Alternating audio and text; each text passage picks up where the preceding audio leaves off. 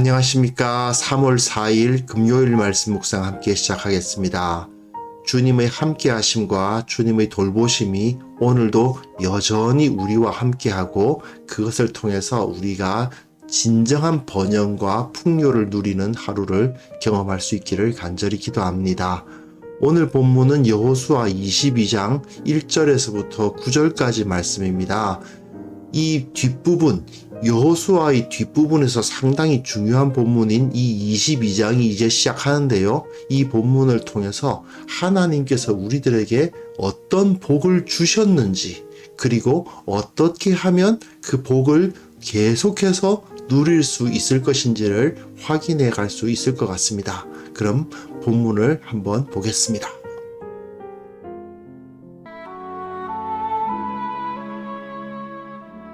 그때에 여호수아가 루벤 사람과 갓 사람과 므낫세 반 지파를 불러서 그들에게 이르되 여호와의 종 모세가 너희에게 명령한 것을 너희가 다 지키며 또 내가 너희에게 명령한 모든 일에 너희가 내 말을 순종하여 오늘까지 날이 오래도록 너희가 너희 형제를 떠나지 아니하고 오직 너희 하나님 여호와께서 명령하신 그 책임을 지키도다.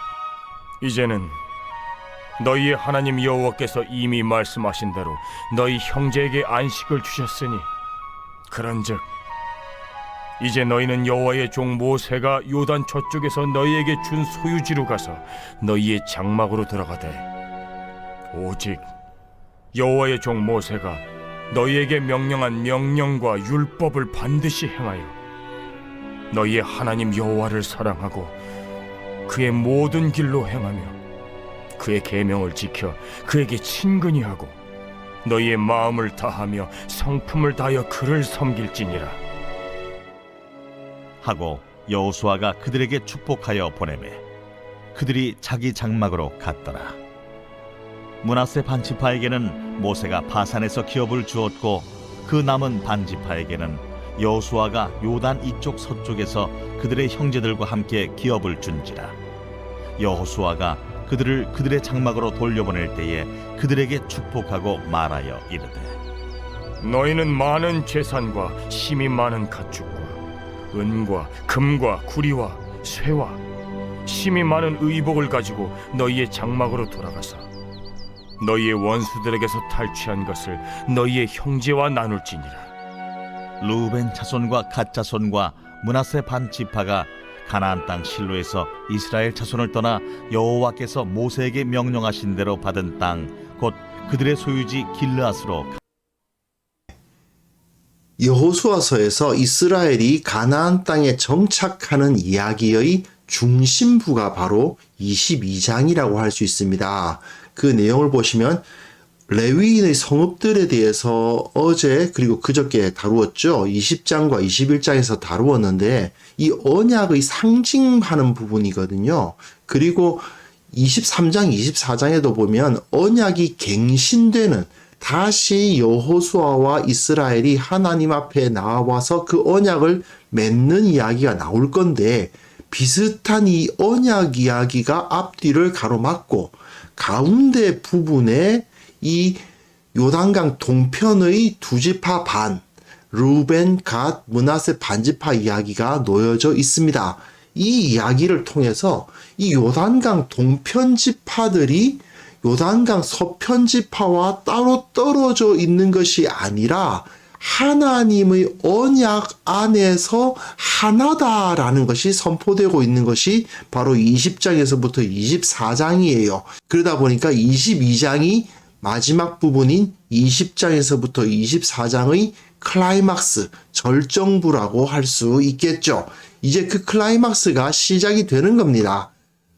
자, 가나안 땅을 정복하기 전에는 어땠을까요? 광야 시대의 이스라엘은 그 안에 12지파가 존재하면서 서로 따로따로 구분이 되어 있기는 했지만 성막을 중심으로 하나의 공동체를 이루고 있었습니다. 비교적 좁은 영역에 장막을 다 치고 따닥따닥 붙어가지고 진영을 형성하고 있었던 거죠. 그러다 보니까 그들은 공동 운명체라는 의식을 가지지 않을 수가 없었을 것입니다. 당연하지 않습니까? 거기서 같이 만나 먹고 같이 메추라기 먹고 같이 반석에서 나오는 물 마시는 사이인 겁니다. 하지만 이제는 가나안 땅을 다 정복해서 차지했습니다. 따로따로 자기 땅이 영역이 확보가 되어 있어요. 그러다 보면은 공동 운명체로서의 의식보다는 따로따로 흩어져 가지고 각각 자기 것 챙기느라고 바빠질 가능성이 매우 높아집니다. 특히 다른 지파들도 마찬가지이긴 하지만 이 요단강이라는 자연적 장벽을 딱 사이에 두고 요단강 동편 지파와 요단강 서편 지파 이렇게 갈라질 가능성은 매우 높았습니다. 그렇기 때문에 이 문제가 22장에서 다뤄지는 거죠. 결국 22장이 선언하는 것은 무엇이냐 하면 너희가 비록 요단강에 의해서 동편과 서편으로 갈라진다 하더라도 너희들은 언약 안에서 하나다. 이게 선포되는 거죠. 그래서 이스라엘은 하나다라는 것이 선포되는 것이 바로 이 본문입니다. 자, 본문 보시면요. 여호수아가 르우벤, 갓, 므낫세 반지파 사람들을 불러서 칭찬하는 것으로 오늘 본문이 시작합니다. 여호와의 종 모세가 너희에게 명령한 것을 너희가 다 지켰다. 여호수아의 가장 강력한 메시지가 뭡니까? 이 율법책에 기록되어 있는 것을 묵상하고 지켜라. 그러면 너희의 길이 평탄하게 될 것이다. 결국 여호수아서는 그 이야기를 하는 책이거든요. 그런데 이 사람들이 무엇을 했습니까? 그렇죠. 모세가 명령한 것을 지킨 사람들입니다. 이 사람들은 복을 받지 않을 수가 없는 사람들이에요. 그런데 그뿐만 아니고 또한 무엇을 합니까? 내가 여호수아가 명령한 모든 일에 순종했다라고 되어 있어요. 이 사람들은 요단강 서편에서는 땅을 얻을 수가 없는 사람들입니다. 모세와 약속하기를 요단강 동편을 우리가 먼저 받고 그리고 요단강을 건너가서 우리가 먼저 선봉이 되어서 요단강 서편을 차지하기로 한 우리 형제들을 위해서 싸우고 우리는 그 가운데서 어떠한 분깃도 얻지 아니하고 다시 이쪽으로 돌아오겠다라고 약속한 사람들이에요. 그런데 과연 이런 약속을 지킬 수 있을까의 문제가 있잖아요. 정말 힘들게 싸워서 그 땅을 차지했는데 열심히 싸워봤자 이 땅 우리 거 아닌데 그런 생각을 가질 수 있지 않습니까? 그런데 이 사람들은 어떻게 했다는 것입니까? 모세로부터 받은 명령을 잘 지켰고 또한 여호수아의 명령까지도 잘 따라서 최선을 다해서 그 싸움에 임했다라는 것을 말해주고 있는 거죠. 신실하게 그 일을 감당했다는 것입니다. 뿐만 아니라 날이 오래도록 처음에 갔을 때에만 그렇게 한 것이 아니고 여호수아가 그 요단강 서편을 차지하기 위해서 싸우는 그 상당한 시간 동안 형제를 떠나지 않았어요. 이 사람들은 요단강 서편의 지파들을 형제라고 여기고 이 땅을 우리가 차지하지 못할 건데 왜 우리가 남 좋은 일을 하고 있냐라고 생각하지 않고 오직 너희의 하나님 여호와께서 명령하신 그 책임을 지켰다. 하나님의 명령이라는 하나님의 언약이라는 그 바운더리 안에서 이스라엘 자손들은 서로가 형제다라는 의식을 공유하고 있었음을 보여주는 것입니다. 사실 나중에 사사기 보시면요. 이스라엘의 암흑기 아닙니까? 그 사사기를 보면 이 지파들이 다 뿔뿔이 흩어지는 것을 보여줍니다. 하나님의 말씀이라는 것 안에 바운더리가 딱 쳐지면 이 사람들은 하나가 될 수 있지만 하나님과의 언약 관계가 무너져 버리면 서로 뿔뿔이 흩어지거든요. 즉 공동체성을 잃어버리는 결과가 나타나는데 가나안 정복 초기 이때에는 하나님과의 언약 관계가 잘 수립되어 있었기 때문에 그로 말미암아 이 지파들 사이의 공동체 의식이 확립되어 있었던 것을 볼 수가 있는 거죠. 그 다음 본문 보시면요. 하나님 여호와께서 너희 형제에게 안식을 주셨다. 완성됐다는 거죠. 너희들의 싸움은 이제 끝났다. 그러므로 이제 너희는 여호와의 종 모세가 요단 저쪽에서 너희에게 준 소유지로 가서 너희의 장막으로 돌아가라 라고 이야기하고 있습니다. 이제 너희들의 사명은 끝났다. 하나님께서 천지 창조를 다 마치시고 안식하셨던 것처럼 너희들도 이제 요단강 서편에서의 싸움이 다 끝났으니 이제 너희들의 장막으로 돌아가서 안식하라 라고 말하고 있는 것입니다. 그런데 그 안식을 누리기 위한 조건이 무엇이냐? 여호와의 종 모세가 너희에게 명령한 명령과 율법을 반드시 행하여 너희의 하나님 여호와를 사랑하고 그의 모든 길로 행하여 그의 계명을 지켜 그에게 친근히 하고 너희의 마음을 다하여 성품을 다하여 그를 섬겨라. 이것만 지킨다면 너희들은 우리의 형제요. 하나님의 복을 누릴 수밖에 없는 존재가 될 것이다 라고 여호수아는 이들을 축복하는 것입니다. 사실 이 사람들은 여호수아에게 있어서는요, 천군 만마와도 같은 사람들이었습니다. 1장에 어떤 이야기가 있냐면요, 1장에 하나님께서 여호수아에게 말씀하시고 난 다음에 여호수아가 르우벤, 갓, 므낫세 반지파에게 말을 해서 너희가 모세에게 약속한 그 약속을 지켜라 라고 이야기를 하는 본문이 나와요. 분명 이 사람들은 자기 땅 이미 가졌기 때문에 우리를 안 갈란다 할 수도 있는 사람들이에요. 그럼에도 불구하고 이 사람들은 약속을 지키는데 1장 16절 이후에 보시면 여호수아에게 대답하여 이르되 당신이 우리에게 명령한 것은 다 우리가 행할 것이요 당신이 우리를 보내시는 곳에는 우리가 간다. 모세에게 순종한 것 같이 당신에게 순종하겠다. 그렇기 때문에 누구든지 당신의 명령을 거역하여 당신의 말씀을 순종하지 아니한 자는 죽임을 당할 것이다. 그렇기 때문에 오직 강하고 담대하소서. 여호와께서 모세와 함께 계시던 것 같이 당신과 함께 계시기를 원하나이다. 예. 여호수아를 축복하면서 당신의 명령을 따르겠다라고 말했던 사람들이 바로 이 요단강 동편 지파 사람들이에요. 그러니 여호수아 입장에서 그야말로 큰 지원군이고 그의 뒤를 든든히 받쳐준 사람들이었던 거죠. 그러니 이 사람들이 어떤 결과를 얻었느냐? 므낫세 반지파에게 모세가 바산에서 기업을 주었다라는 표현이 나옵니다. 그리고 곧 그들이 소유지 길르앗으로 가니라 라는 표현이 나와요. 이 길르앗이라는 곳은 사실은 요단강 동편의 한 일부 지역임에도 불구하고 요단강 동편 전체를 지칭하는 단어가 되기도 하거든요. 그런데 바산과 길르앗, 이건 그야말로 풍요의 상징과도 같은 지명입니다. 바산 같은 경우에는 좀 나쁘게 표현될 때는 어떤 표현이 있냐면 아모스서 같은 데 보면 바산의 암소들아 뭐 이런 이야기가 있어요. 뭐냐면 너무 풍요로워가지고 살이 디룩디룩진 암소의 사람들을 비유하면서 비난하는 그런 내용이 있을 정도로 목축에 너무나도 좋은 초장이 있고 그뿐만 아니라 농사로도 좋고 여러 가지 나무들도 좋은 나무들이 많이 자라는 그야말로 풍요로운 땅이 바로 이 바산과 길르앗이었다는 것입니다. 그것뿐만 아니죠.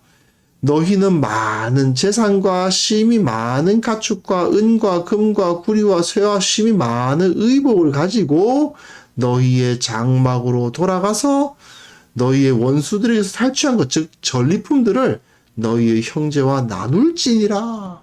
이 사람들은 비록 요단강 서편에서 그 기업을 얻지 못했지만 그러나 그 형제들을 위해서 전심전력으로 수고하였고 그것을 통해서 이 사람들에게는 무엇이 주어졌다는 것입니까?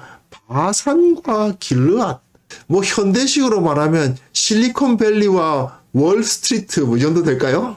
그 정도로 엄청난 풍요가 이들에게 주어졌다는 것입니다.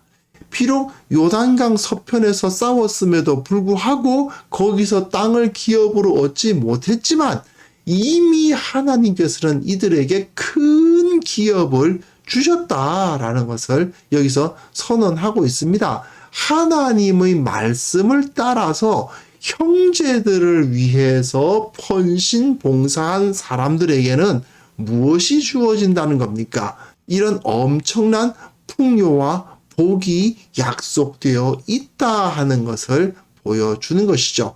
결국 우리가 하나님의 말씀을 잘 지키고 하나님께 순종하면 무엇보다도 먼저 함께 사랑을 나눌 수 있는 형제들, 지체들을 얻게 됩니다.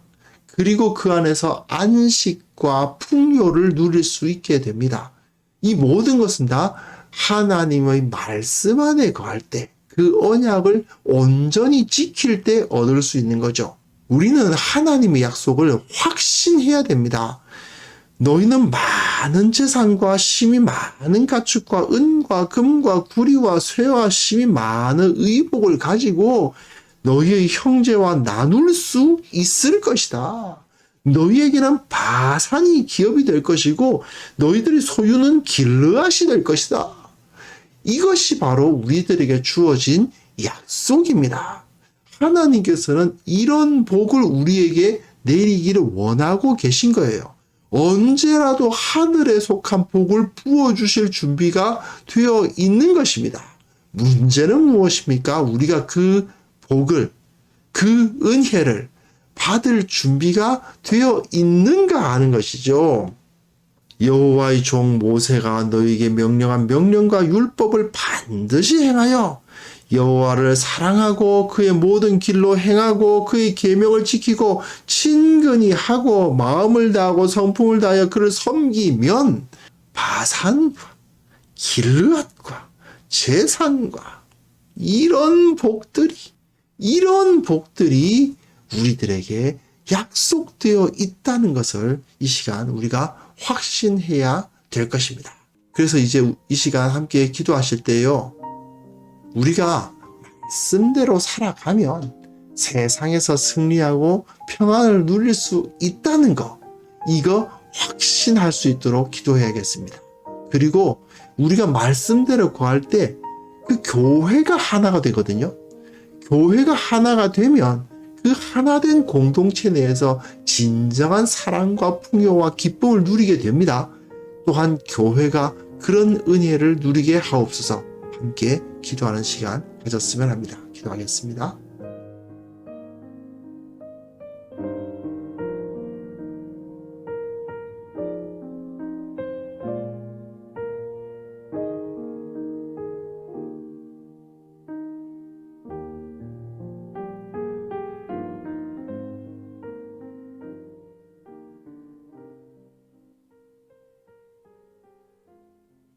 하나님 아버지, 말씀대로 살게 하옵소서.